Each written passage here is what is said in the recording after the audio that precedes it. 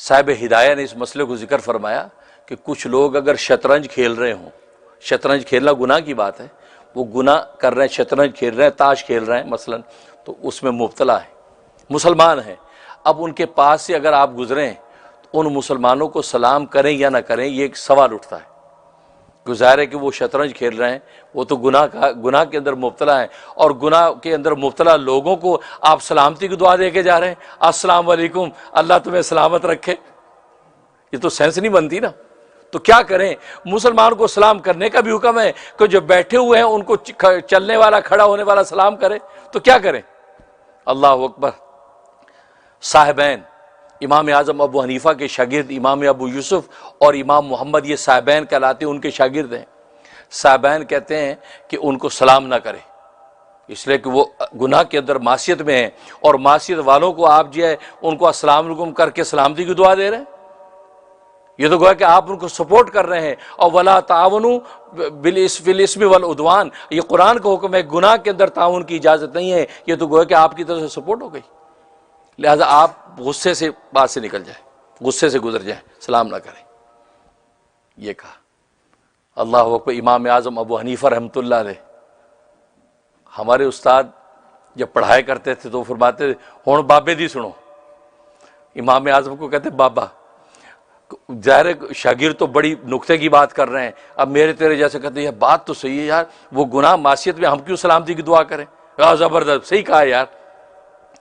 لیکن جو بابا جو بات کرتا تو بات ہی کہیں اور چلی جاتی، کیونکہ امام اعظم حنیفہ کا جو تفقہ ہے اس کو کون پہنچ سکتا ہے؟ تو ہمارے استاد کہتے ہن بابے دی سنو، بابا کیا کہتا ہے، یعنی امام اعظم ابو حنیفہ۔ وہ فرماتے سلام کرو، سلام کرو۔ کہ جی کیوں بھائی، وہ تو گناہ میں مبتلا ہے۔ کہتے نہیں، جب تم گزرو گے اور تم کہو گے السلام علیکم، تو وہ سارے سر اٹھا کے آپ کو دیکھیں کہیں گے وعلیکم السلام، کیونکہ مسلمان تو ہیں۔ تو اتنے لمحے کے لیے آپ نے ان کو اللہ کے ذکر کے اندر جو ہے داخل کر دیا، اور گناہ سے نکل کر اس نے وعلیکم السلام کہہ کے اپنی زبان سے اللہ کا ذکر جاری کر دیا، تم نے اتنی نیکی کر لی، یہ بہت کافی ہوگی۔ اگر اگلے لمحے ان کی موت ہو جاتی ہے، اگلے لمحے ان کی اجل آ جاتی ہے، اور معصیت کو وہ کنٹینیو نہیں کر سکتے، تو تمہارے وعلیکم السلام کہنے پر ان کی اللہ تبارک و تعالیٰ بخشش کر دیں گے۔ کیا باریکی ہے، کیا باریکی ہے، سبحان اللہ۔ یہ فقہ اہم نہیں ہے، فقہ کے اندر اللہ نے کمال رکھے۔ کہا کہ تم نے السلام علیکم کہہ کے ان کو گناہ سے منقطع کر دیا، اور اپنی طرف متوجہ کرے وعلیکم السلام کہہ کے ان کی زبان پر اللہ کا ذکر جاری کر دیا، اس سے بڑی نیکی اور کیا؟ آپ کے جی صاحبین کی دلیل، وہ تو گناہ کر رہے تھے، تو آپ گناہ کو سپورٹ کر رہے، اس کا جواب کیا دیتے ہیں؟ ہمارے استاد کے بابے دی سنو، بابا جواب کیا دیتا ہے؟ امام اعظم ابو حنیفہ کیا جواب دیتے ہیں؟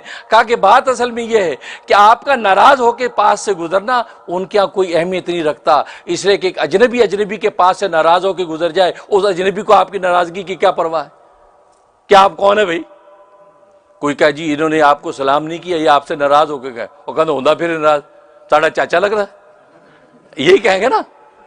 تو کوئی پرواہ نہیں۔ ہاں کوئی ایسا قریبی رشتہ ہو، کوئی تعلق ہو، یعنی باپ پاس سے گزرا ہے تو بیٹا سوچتا ہے ابا نے سلام نہیں کیا، لگتا ابا ناراض ہے۔ کہتے ایک عام آدمی کے پاس ایک عام آدمی ناراض ہو کے چلا بھی جائے تو کسی کو کوئی پرواہ نہیں۔ لہٰذا یہ دلیل دینا کہ جی اس سے آپ خاموش ہو کے گزر جائیں کہ تاکہ وہ اس کو سمجھے کہ ہم سے ناراض ہو کے گیا ہے، تو فرمایا کہ اس کی کوئی حیثیت نہیں ہے، وہ تو رشتوں پر تعین ہے۔ ہاں قاضی وقت وہاں سے گزر رہا ہے، مقتدی اور پیشوا گزر رہا ہے، عالم دین گزر رہا ہے، وہ اگر ناراض ہو کے گزرے گا تو وہ سوچیں گے یار مولانا نے سلام نہیں کیا، لگتا ہے مولانا ناراض ہو کے گئے، تو اثر لیں گے نا۔